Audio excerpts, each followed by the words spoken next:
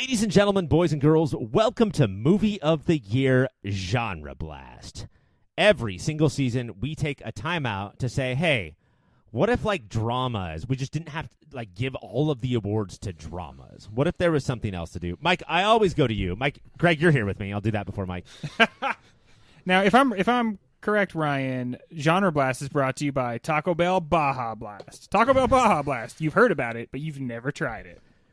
And, okay, so first of all, Greg, you're doing a good job with our sponsors. And one, you shut Mike's constant Del Taco talk down. Like, now he can't do it.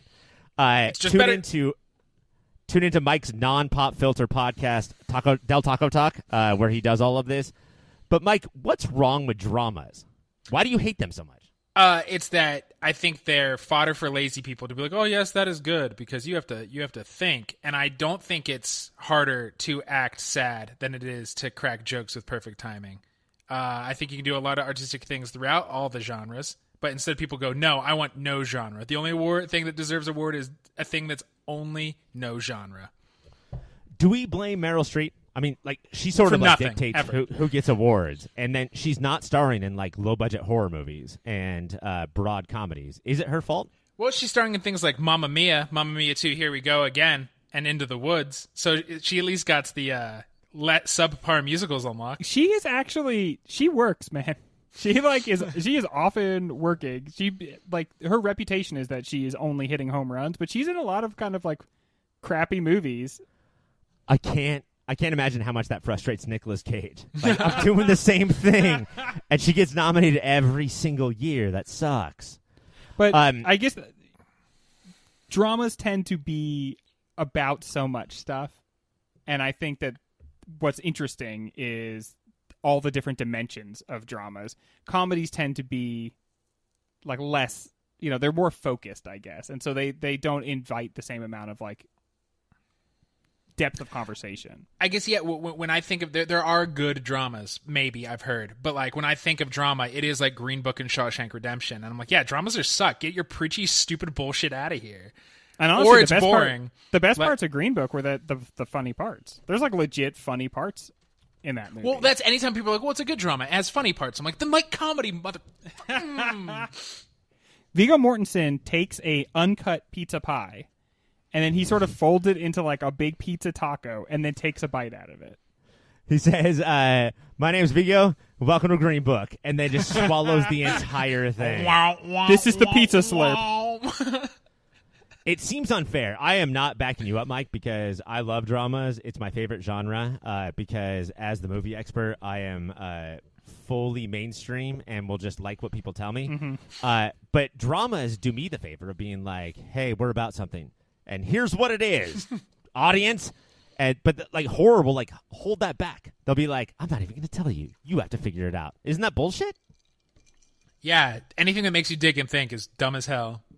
Well, but then with horror movies, it's always like, who's the real monster? I feel like you get to the end of every single one of these puzzles, and it's just the horror movie is like, maybe the good guy's the bad guy. And you're like, oh, wow. Again, yes, very well done. You convinced me. It's the journey. Guys, I'm going to be honest with you right now. I was so excited that the board chose 1985. I'm so pumped to do this. But I got to say, the year is front-loaded, and we have talked about so many of the famous movies, and there is nothing behind it. So I have taken a lot of our categories and taken them from 8 candidates in the bracket to 4. I'm not going to tell you which ones, but like it's because the board couldn't take them to 8. There was just nothing there. Well, yeah, because this is reflective of the fact that 85 has a bunch of movies that we think about all the time and like, that are like in the top 10 of like maybe movies of all time, but it falls off the table just if you're making a list of good 85 movies, right? But I would say worse than any other year that we've ever done. Yeah. Like when we're doing 2019 GenreBlast, we're like, let's figure out what the best action is. And there's 8 candidates, obviously, comedy, because that was last year. What is the best sci-fi? It was last year. In every other year, we're like, oh man, I love those movies. Let's battle them out. In 85, they were like, guys, everyone making movies in 85? Let's make 14 good movies, and that is it. Let's all work together. Stop. For the listeners, and definitely not me at all, can we talk about what GenreBlast as a show is? All right, so we took Mike's lead and we were like, maybe dramas are the worst, even though they always fill out the bracket every single year. Let's go into some other things besides drama. We will not be doing drama. And Mike, we will not be doing horror. Why? Because that is the bonus season of Movie of the Year this season. Bonus. So we're gonna talk about other genres other than drama and give some other types of movies some time. We're gonna hand out awards of like, you were the best of this. But I do have to say that Back to the Future is not in the comedy bracket tonight. It is not in the sci-fi bracket tonight. It is in the real bracket, and we can't just give Back to the Future more awards. Yeah. Okay, so Or all wait, of the could we? We Yeah, probably should just win. Okay, let's just do that then. Also, because it's 85, we do have a Michael J. Fox bracket, and I do think it's going to take that down over Teen Wolf. When we come back, we're going to go over all of the genres that exist. Again, guys, some of these are not full brackets. So if you pick one that's half, you just have to deal with it. Greg, you're up first. Okay. And I throw out a genre to you? Yeah, let me give you some ideas. Okay. Sci-fi romance, Ryan. Dramedy. Action, comedy, family. Sci-fi, stop. Romance, stop. Fantasy, and crime. Where do you think 85 should go? I want to do fantasy. Yeah, boy. Because I got Fantasy pretty excited about these when I looked at the list. Fantasy is a foursome, so I'm going to give you a different four after this. Let's knock out fantasy real quick. Your first seed in fantasy is a movie called Legend. It stars Tom Cruise. It stars Tim Curry. Mm-hmm. But mostly it stars horns. Yes, Yeah. like, this is the movie where, like, even more than airplane jets in the Navy, Tom Cruise was overacted by a prop. Yes. By Tim Curry's horns. Costuming, the unicorn horn. Sloane, who's horny the whole time. Man, this might be the movie that we do as like our bonus episode, right? Our Patreon episode. We already picked The Color Purple. Okay, yeah. No, that doesn't deserve it. That's such a good movie. This is such a deeply weird movie, but I think it's gonna take this bracket down. The number 4 seed is The Peanut Butter Solution, where a kid with alopecia covers his head with peanut butter, and then his hair grows so long that he can barely stand in the wind because he's got like 80s rock video beautiful hair. Is that a Judy Blume book that is based on? It is a children's book, yeah. If it's not Judy Blume, like, they definitely read Judy Blume and then made this movie. Yeah. I wonder how like the effects were for this. With this kid's Fabio hair? Yeah, It like was or even the peanut butter. Like, it was all CGI peanut butter. Oh, they should have gone practical. Peanut so butter are those so cheap. two movies squaring off against each other? Yes, they are. Yeah. I have faint memories of a kid with very, very, very long hair walking through the wind, and otherwise I cannot believe this movie ever came out. I can't believe it came out at this time. It seems like it would just be a nightmare to try to make this using practical effects, like really long wigs, and then off camera people are like waving them or something. No. Too hard. I think this may have been the very, very start of, we understand that we're not going to make any money in theaters, and we don't care. Like, this is the start of, like, people will rent us, we'll get put on cable. Wow. And so, like, we're going to make this $10 million budget movie that will make $10 million in theaters. And this is the first time, like, studio heads started thinking of that stuff. That like will sell it to HBO. Right. Wow. And ABC, and like Peanut Butter Solutions, one of those movies where, like, yes, we know it's not going to be a hit. We don't care. Do you think it's on HBO Max? Can we all go watch it right now? Everything should be on HBO Max. But guys, Legend, Mike, did I talk you out of Legend with this peanut butter hair solution? I've been told that if it wins, we get to watch it. We get to watch it. So, and I kind of interested. No, yeah, it has to be Legend. Greg? Yeah, Legend for sure. Legend is very important to me. Your next and final matchup is Lady Hawk, which was in the top 32, versus Red Sonja, a.k.a. Girl Conan, a.k.a. a movie that starred Arnold Schwarzenegger. That came which out? means a movie that I've seen. I want to see both of these movies. Yeah. I've thought about doing that just to get like more, background information on 85, because I guarantee both of these movies are the weirdest fucking movie you've ever seen for reasons we couldn't come up with having not seen it, but I bet Red Sonja is a deeply troubling movie. It's Brigitte Nielsen. Do you guys remember her? Yeah. Mostly known Statuesque. now as wife of Flavor Flav. Uh-huh. Okay. But yeah, these movies are awesome because 85 sort of like wasn't sure about what America meant, and then they hired these like European actors to say like define it for us, and they're batshit. You're really tall and you have an interesting accent.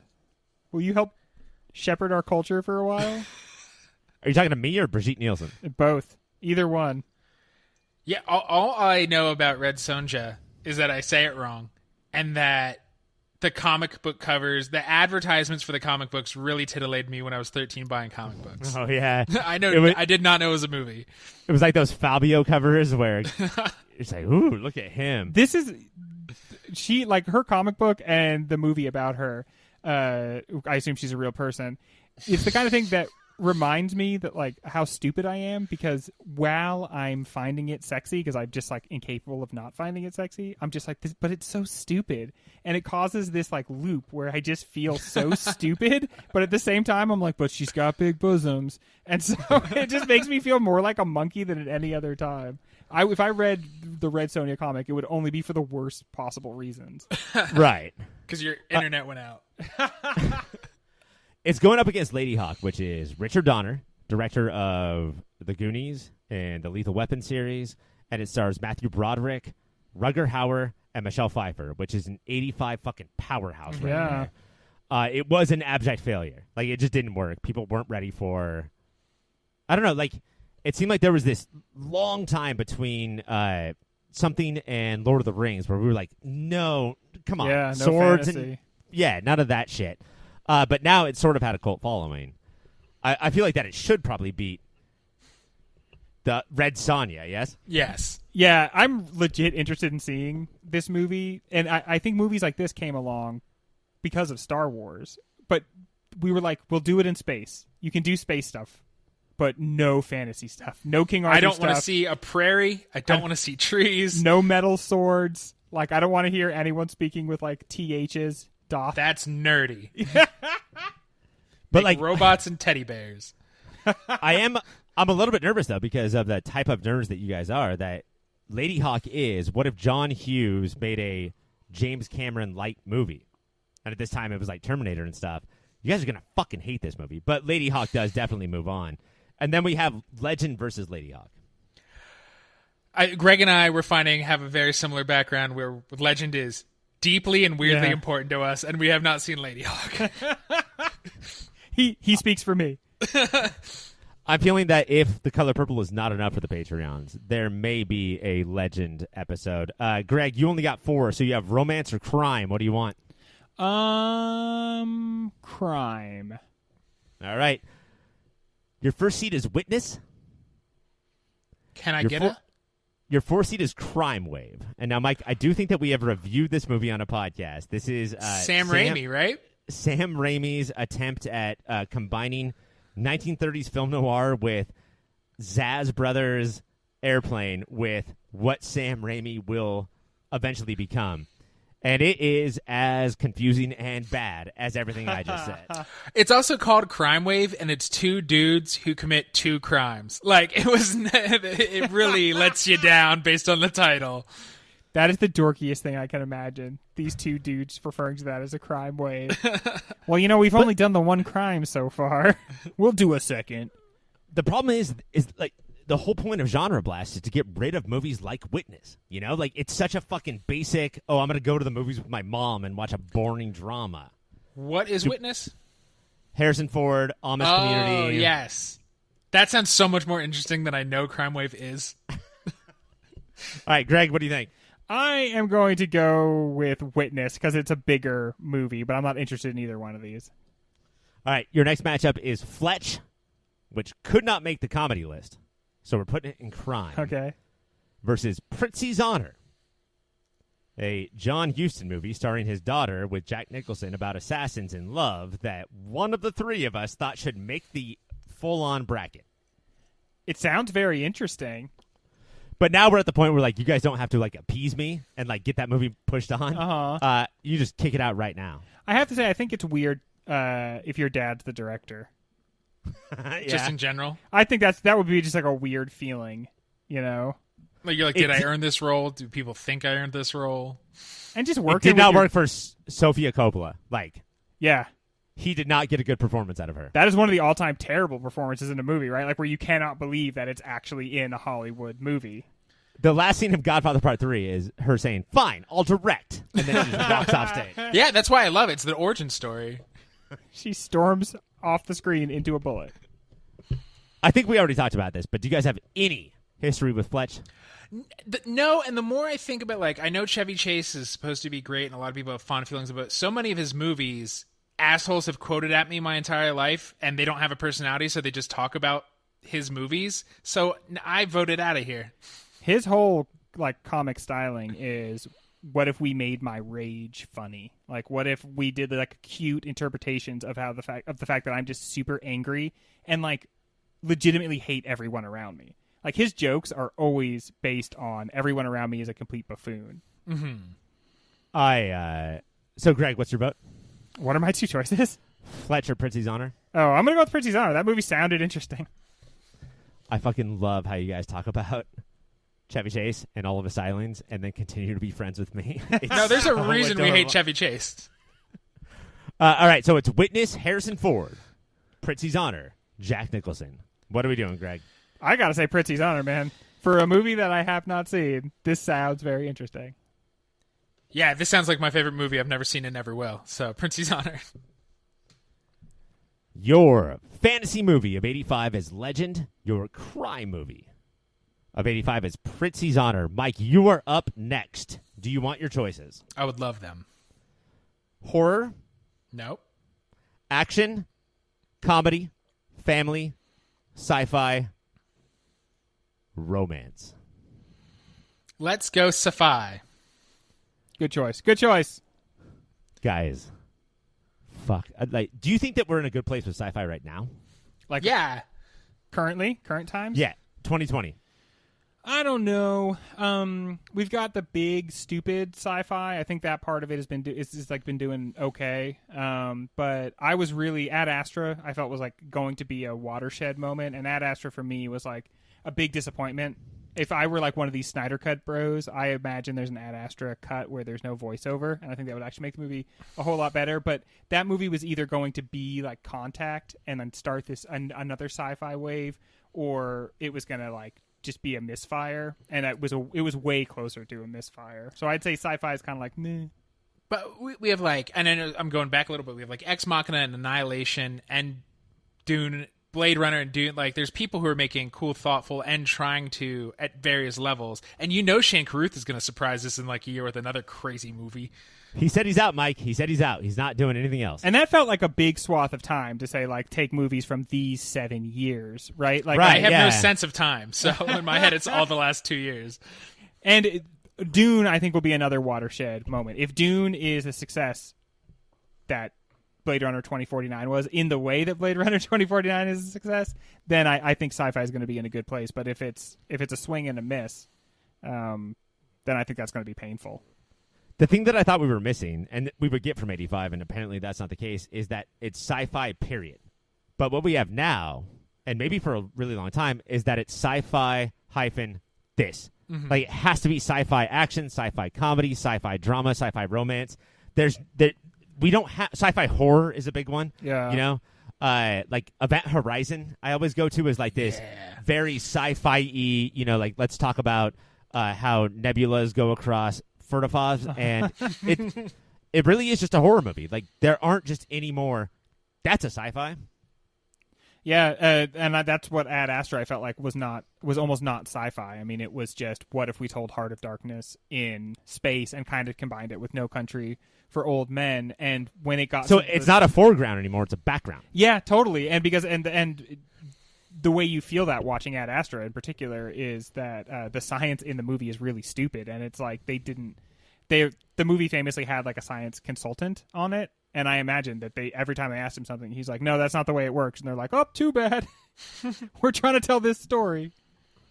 I would put 2049 on this list, but like, there's a ton of character development, and there's a ton of like, there's nothing sci-fi going on here, guys. So come and watch our movie. You know, like, but I also think what is a sci-fi movie that's not a romance or an action, or like I don't know what you're talking about if it doesn't also do 2001 things. Alien. But Alien is a horror movie. Aliens is an action movie. Alien 3. Resurrection. Drama. Contact is a sci-fi movie. Alien Contact was an 1850s period piece. And I loved it. But like, I think like they've always played, other than I guess 2001. But like Star Trek has action moments, like to say it can only be this. I don't know what that means then. So just a drama, a sci-fi drama. All right, let's go through the bracket. You guys are going to, on some of these, have to only judge by title, and I'm sorry, but you weren't 20 in 1985, and some of these you may have a problem with, but this is the bracket that we got. Your first one is called, your number one seed is called Life Force. No. I have never heard of this movie. Which just got scooted out of the horror genre bracket that we're doing, Mike, the special show. Your other one is, your 8th seed is Star Chaser, The Legend of Orin. Oh, that sounds great. That sounds. Let's go with that. I imagine a little kid's friend with a big robot-looking alien or something. I have to say that feels like the roots of like from like 1950s sci-fi. You know, that feels like the old school sci-fi nonsense. I feel bad because it's just a catch-all. Your number 2, and you'll see in this matchup, your number 2 seed is Cocoon. Okay, I think and this that's is old people. Yeah, and it's aliens and like keeping people young, right, Ryan? Yeah, and then your number 7 seed is My Science Project, which is like a high school drama where they figure out how sci-fi is. I have no idea. It's a boring, weird science. Let's go with Cocoon. It was a major hit. That does make sense to me. Mike, you okay with that? Yeah. There's that Twitter account that tells you like current celebrities as they aged into the same age as Wilford Brimley in that movie. It's very interesting. Like J-Lo is like way older than, or is almost as old, I should say, not way older than he was in that movie. If I was like, hey, Greg, draw an old person right now, you would just draw Wilford Brimley. Like when he was 48 years old, he was the epitome of old person. He was already old. Your next one is Real Genius, which is probably mostly a comedy with Val Kilmer. Mm-hmm. Oh, yeah. Popcorn House. Up against Daryl, a movie that is an acronym. Daryl. Oh yeah, well that's sci-fi. It is about a barrel who lives, right? It gets struck Probably by lightning and then it wreaks havoc around town. Dangerous android, really rad. You'd love it.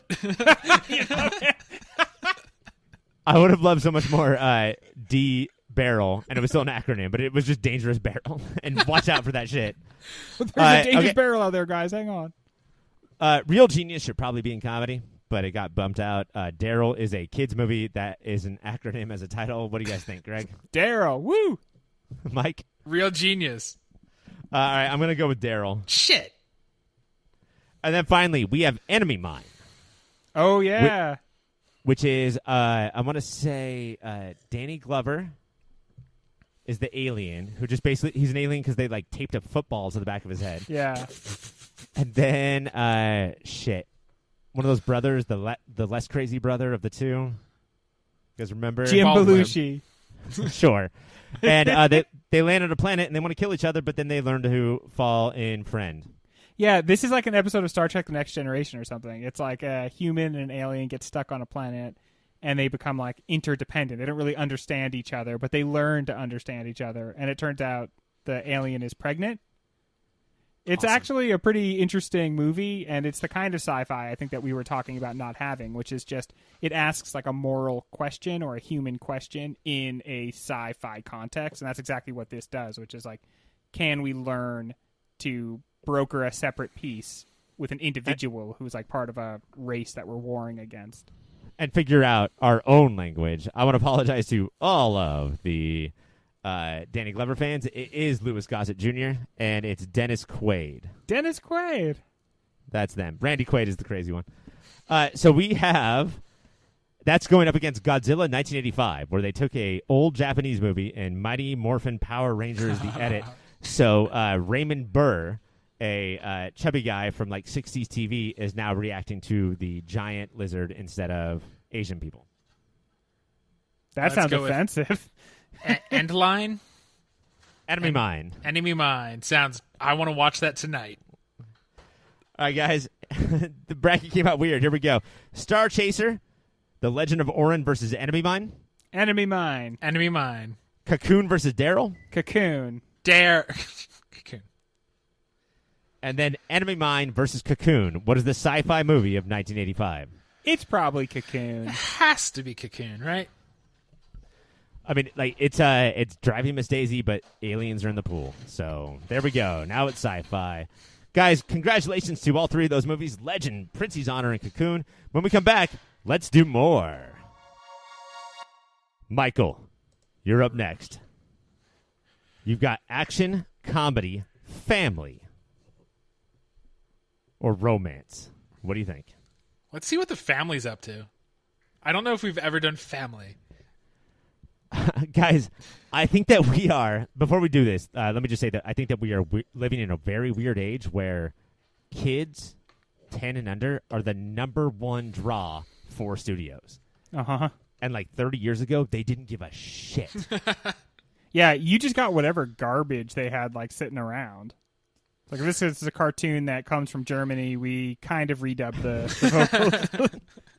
But we used the same German language, but just screamed it. So I hope you like it. They would release into theaters 5 episodes of a TV show that you would see on TV and be like, buy your tickets, idiots. Right now, they are the people who like push the entire movie market. You know, like if they didn't like MCU, if they didn't like Minions, then we wouldn't get them. But like 10 to 12 years. Imagine not liking Minions. But here's what we got for Family in 85, Mike. Your first matchup is The Black Cauldron. Yes. Versus Sesame Street Presents Follow That Bird, a theatrical release following the journeys of Big Bird. The Black Cauldron is based on a fucking... Is it Lloyd Webster? Do you know this kind of fantasy, Greg? The Black Andrew Cauldron? Lloyd Webster? No, Taran the Wanderer. I'm trying to remember the other books. It's like a 5-book like kids fantasy series that is dope. I'm not familiar with them. This movie looks scary. It is weird. It looks and like scary. a legit scary movie. Yeah, they took the 3rd entry of this book series, which is also the scariest one because they fight a devil with antlers. And they're like, let's make it a kids movie. And it's a Disney movie, right? Like Disney released it. The number one Disney movie of 85 was a re-release of 101 Dalmatians that grossed like $22 million in theaters. Wow. We're talking about a very different time here. And then The Black Cauldron, they spent all of the money on, and it was a notorious flop. But it's versus Sesame Street Presents... Follow that bird. No. I'm going to vote The Black Cauldron. We choose not to. All right, guys, your next matchup is The Return to Oz. Yeah. Versus, and this is sort of what I'm talking about, the Care Bears movie, where they introduced the Care Bear cousins, and it's probably just 5 episodes sewn together.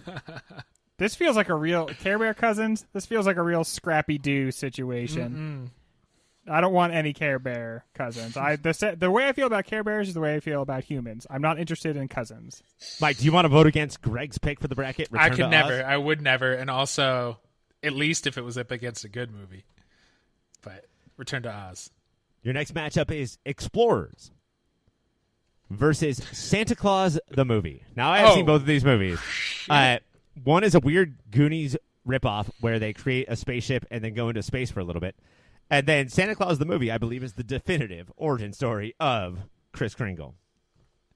It's got Santa Claus the movie has John Lithgow at his like Lithgowiest.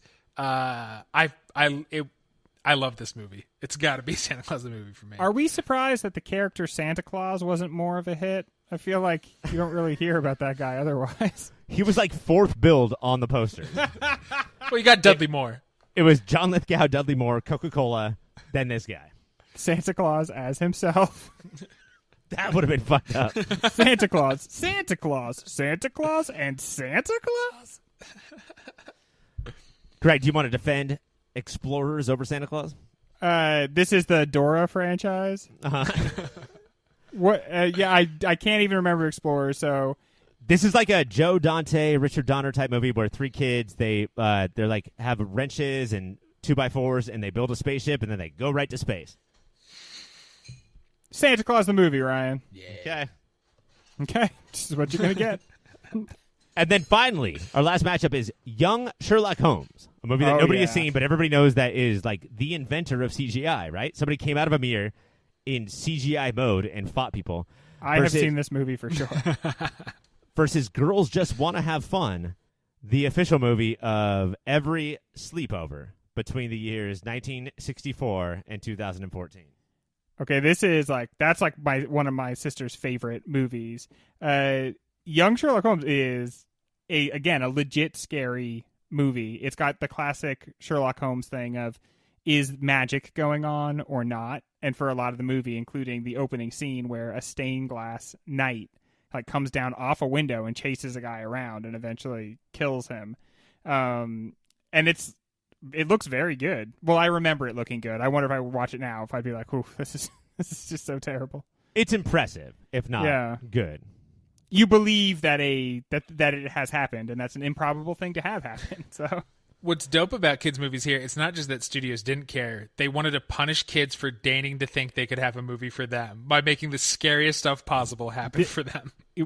This opening scene where this happened is traumatizing for kids. And yeah, Return to Oz was traumatizing for kids. Black Cauldron was traumatizing.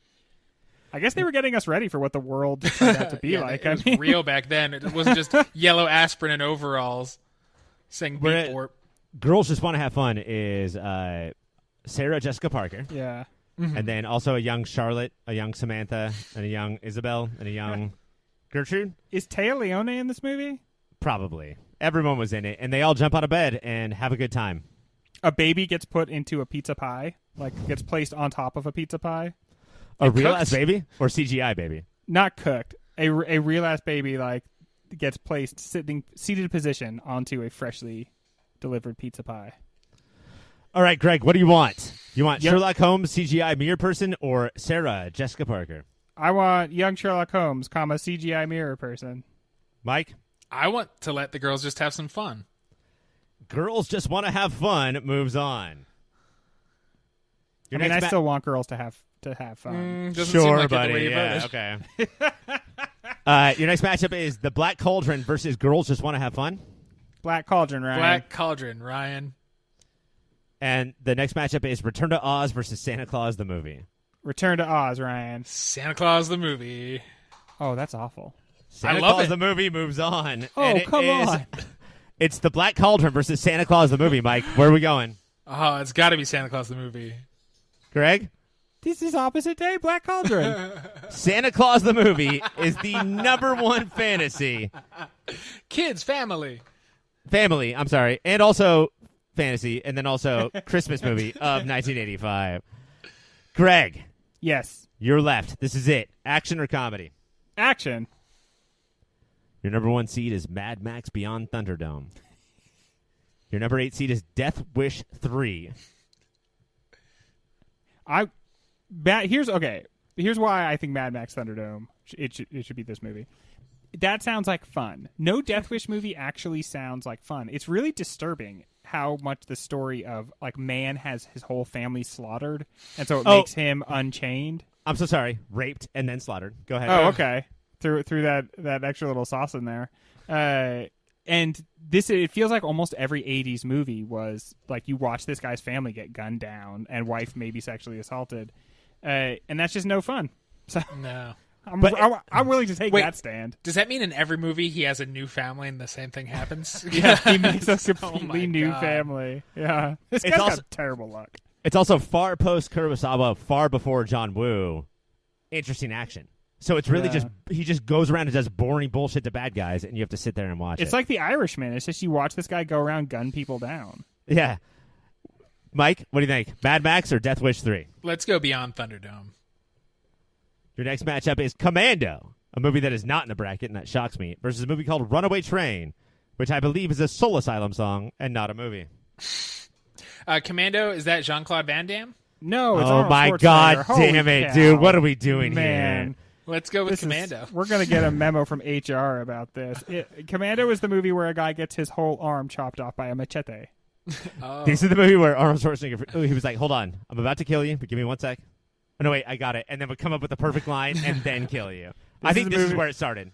This is the movie where Arnold Schwarzenegger said of Boy George, why doesn't he just call himself Girl George? Oh. Yeah. I vote for Runaway Train. This is the movie where Arnold was like, underwear, no, I'm going Commando. This is the movie where his daughter doesn't get slaughtered, but his wife is dead, and then his daughter gets captured, and he has to go save her. This is also the movie where his daughter was Alyssa Milano. Alyssa Milano, yeah. She is the one who invented the Milano cookie. Underrated cookie in my book. That's a good cookie. There's Double no stuffed. There's no coconut on it, so it's fine. Greg, Commando or Runaway Train? I'm going to have to go with the Milano cookie, which I think means Commando. Mike? Yeah, let's Milano it up. Next matchup is Police Story, which was, although not the 95 Jackie Chan movie that came over and then like really taught us about him, like this was the 85 movie where like the inside kids all knew that Jackie Chan was a thing, versus A View to Kill, Roger Moore's last James Bond movie. Now, Young Chan, come on, that's great. Police Story. Yeah. He did all his own stunts, and a lot of them were very dangerous. It was a poor choice, but he pulled through. Yeah, man, if you just had a stuntman, you wouldn't have broken your arm right there. Like, what are you doing? And then finally, Rambo First Blood Part 2. God, it's just the dumbest name. Versus To Live and Die in L.A. This is the William Friedkin movie where it's like assassins versus assassins. That sounds awesome. good to me. Yeah, To Live and Die in L.A., yeah. Yeah, Okay. Assassin v. Assassin. It's clearly Rambo, but I guess we're going to go with that one that no one has ever seen or heard of. Guys, your next matchup is Mad Max Beyond Thunderdome versus To Live and Die in L.A. Thunderdome, man. Yeah. I feel like we've really like talked around this movie, but it's time. Congratulations, Thunderdome. Arnold versus Jackie Chan, Commando or Police Story? Oh, Commando for sure. See, I would love to watch a movie where, like, maybe Jackie Chan's cop doesn't have, like, eons of systemic racism. I want Police Story. I want a cop I could root for. What if they were in the same movie? They were driving around in a car, and Arnold was like, you never touch an Austrian man's radio. That is gold. It's Commando for sure. And then Commando versus Mad Max. Where are we going? Commando. We're going Commando, Ryan. I'm wearing undies beyond the Thunderdome. Commando is the answer. Should be in the bracket. That is the #1 action movie. All right, guys, here's what we got. Commando, best action movie of 85. Santa Claus, the origin story. What is it called? It's just Santa Claus the movie. Santa Claus the movie. His best family movie of the year. Legend, fantasy, Prince's Honor, crime, and Cocoon, our favorite sci-fi movie of it. No, the most iconic sci-fi movie of 85. Greg, I'm going to cut to commercials in 1 second, but is there anything that you just want to say to the viewers about how you're feeling right now about those awards? I feel like what we said at the beginning of the show was exactly what it turned out to be, which is like I'm so excited about the movies in the bracket, and the ones that won these like ancillary brackets, by and large, are like terrible movies that none of us have even seen. So I think that we did this the right way. It almost like backs up what we do, right? Get the bracket done, never talk about anything else. Yeah. Mike, give us a message. This episode is for all the people bitching about the movies we did not do in the real bracket. And also, I'm pretty pumped to watch Prince's Honor. This episode is for all the brave fighters of the Mujahideen. Of course it's not. I'm saying that ironically. No, I mean it. All right, guys. Typically, I don't think we're going to watch any of these. So normally we would say keep watching those movies, but we will not be. Mike, do you want to watch Prince's Honor? I would love to. All right, Greg, do you want to Sounds watch? fun. What do you want to watch? Do you want to watch Legend with me? Do you want to watch Santa Claus the movie with me? I would watch either Legend or Pritzi's Honor. Of all the movies that like we talked about that I hadn't seen, I think Pritzi's Honor is the one I'm most interested in. And then the second one that I want to check out is Lady Hawk. And maybe if I'm feeling saucy, Red Sonja. All right, stupid idiots. Go to Patreon because you might get 2 Patreons this year. You are getting Color Purple. You might get Pritzi's Honor. You might get a fucking Lady Hawk. And that's not a review of the movie. We're just going to ship a female hawk right to your house, and you have to deal with that from now on. And you better take care of it. Where did they even get this? That is it for us. Thank you guys so much for GenreBlast. And as always, keep watching those movies. Brought to you by Baja Blast.